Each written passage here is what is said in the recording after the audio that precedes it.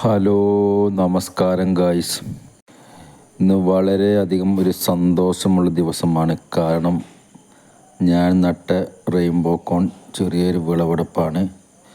ഏത് വിളവെടുക്കുമ്പോഴും വളരെയധികം സന്തോഷമാണ്. കാരണം അത് നട്ട് വലുതാക്കി നല്ല പരിപാലിച്ച് ഇതുപോലെ വിളവ് കിട്ടുമ്പോൾ വളരെയധികം സന്തോഷം. അൽഹംദുലില്ലാ, വളരെ സന്തോഷം. അത് ഏതൊരു കൃഷിയായാലും നമ്മൾ നട്ട് വലുതാക്കി വിളവെടുക്കുമ്പോൾ അത് വളരെയധികം സന്തോഷം. അതിന് എന്ത് വില കൊടുത്താലും നമുക്ക് മതി വരില്ല, അത്രയും വലിയ സന്തോഷം.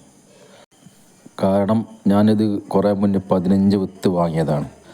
ആ 15 വിത്ത് നട്ട് ഞാൻ ഏകദേശം കഴിഞ്ഞ പ്രാവശ്യം ഒരു 15ഓളം തൈ നട്ട് നല്ല വിളവ് കിട്ടി. ഇതിൽ നിന്ന് വിത്തിൽ നിന്ന് ബാക്കിയുള്ള വിത്ത് ഞാൻ 200 തൈയോളം നട്ട്. ആ 200ഉം എനിക്ക് അൽഹംദുലില്ലാ ഉഷാറായിട്ട് ഇവിടെ വിളഞ്ഞു. ഏകദേശം ഒരാഴ്ച 2 ആഴ്ചൻ്റെ കൊണ്ടുള്ള എല്ലാം വിളവെടുക്കാറായി. നമ്മൾ ഏതൊരു കൃഷി ചെയ്യുകയാണെങ്കിലും നല്ലോണം പരിപാലിക്കുകയാണെങ്കിൽ അതിൽ വിജയം ഉറപ്പാണ്. അത് കൃഷിയല്ല, ഏതൊരു കാര്യമാണെങ്കിലും നമ്മൾ വാശിയിൽ ചെയ്താൽ അത് വിജയം ഉറപ്പാണ്.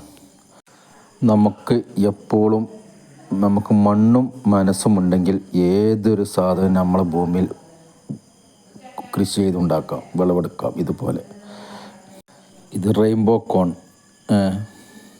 ഏകദേശം പല നിറത്തിലാണ് ഇതിൻ്റെ ഓരോരോ സീഡുകളും. ഇതിൽ 200ഓളം തൈയാണ് നട്ടത്. ആ 200ഉം ഇത് വളരെ ബ്യൂട്ടിഫുൾ. എൻ്റെ അമ്മ, ഏതാ കളർ കണ്ടോളി. ഇതൊക്കെ കാണാൻ, ഇതൊക്കെ വില കൊടുത്താൽ കാണാം. അവൻ കൃഷി ചെയ്ത് വിളവെടുക്കുന്നവർക്കറിയാം. കണ്ടോ, എന്താ രസം, എന്തും പറയാനില്ല. കണ്ടോക്കി, ഓക്കെ, വെറും റെഡ് കളർ. ഇതിൽ 200 തൈ തന്നെ നട്ടത്. ആ 200ഉം പല ഐറ്റം, ഒന്നല്ല, വെവ്വേറെ കളർ. കണ്ടോ, അടിപൊളി കളർ.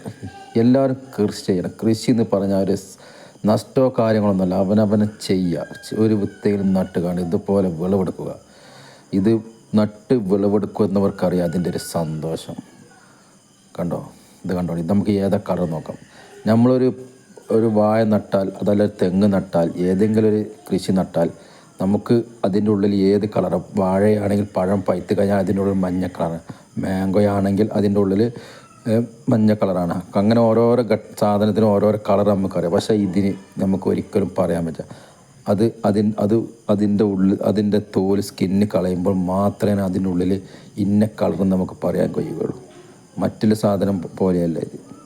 നമുക്ക് ഏതാണെന്ന് ഒരിക്കലും പറയാൻ കഴിയും. ഇത് വിളവെടുത്ത് കഴിഞ്ഞിട്ട് അതിൻ്റെ ഉള്ളിൽ കട്ട് ചെയ്യുമ്പോൾ മാത്രമേ നമുക്ക് ഇന്ന കളർ അതിൻ്റെ ഉള്ളിൽ. അപ്പം ഒരു പ്രതീക്ഷയാണ് ഇതിങ്ങനെ ആക്കുമ്പോൾ.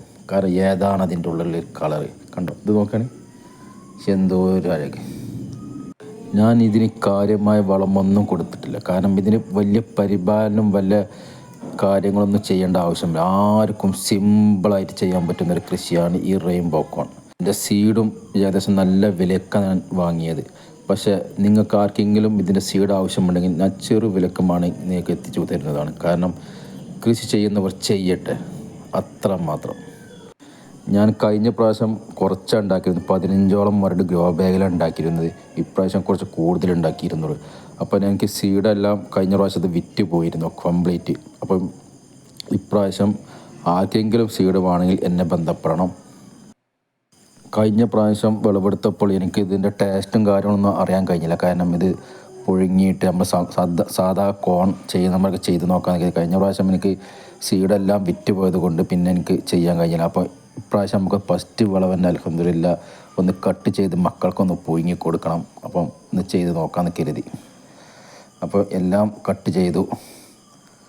നമ്മൾ നട്ടുണ്ടാക്കി വിളവെടുക്കുമ്പോൾ അതിൻ്റെ ഒരു സന്തോഷം വേറെ തന്നെ. ഇന്ന സാധനം എന്നല്ല, ഏത് സാധനമായാലും.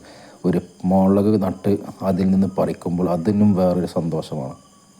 അപ്പോൾ ആർക്കെങ്കിലും ഇതിൻ്റെ സീഡ് ആവശ്യമുണ്ടെങ്കിൽ എന്നെ ബന്ധപ്പെടാം. ഓക്കെ, ഞാൻ വലിയ വിലക്കാണ് വാങ്ങിയത്. പക്ഷേ ഞാൻ ഒരു ചെറിയ വിലക്ക് മാത്രം എല്ലാവർക്കും വിതരണം ചെയ്യാം.